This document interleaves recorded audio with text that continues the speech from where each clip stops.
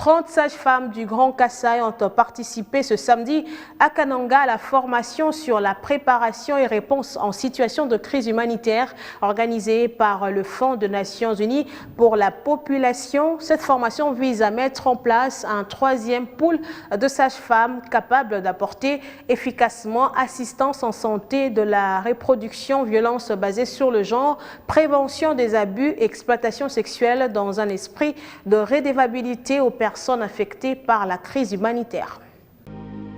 Malgré la crise humanitaire et sanitaire actuelle, la santé de la mère et du nouveau-né importe beaucoup le Fonds des Nations Unies pour la population.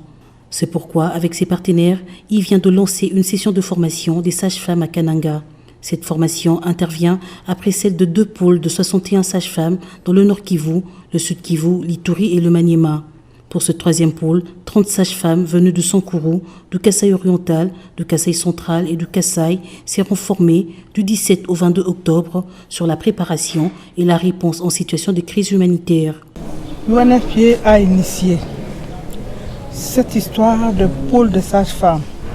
Nous avons été la première institution à initier cette aventure-là, pour démontrer l'importance et le rôle des sages-femmes, même en milieu humanitaire, afin de réduire la surmortalité, d'améliorer la réponse humanitaire. Nous avons fait la révision du curriculum de formation des sages-femmes pour que dorénavant, la sage-femme qui sort des écoles de formation sort déjà avec les connaissances de la réponse, donc prêt pour une réponse humanitaire. Voilà pourquoi nous réunissons ici.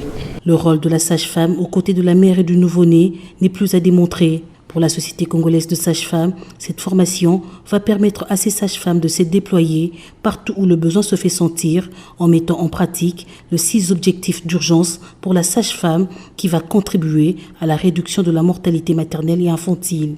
En réalité, dans l'ensemble pratiquement des différents coins du pays où il y a des conflits qui entraînent au déplacement de populations, et c'est là mettre notre cible qui est la mère et les nouveau-nés, que nous appelons en gros la cible SRMNEA.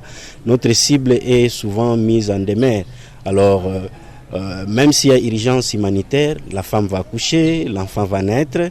Alors, il faut que la sage-femme soit présente là où la femme pourra donner naissance, où l'enfant pourra naître. En collaboration avec le ministère provincial de la Santé ainsi que d'autres agences des Nations Unies actives dans l'humanitaire, cette formation va s'étendre à Kalemi dans le Tanganyika.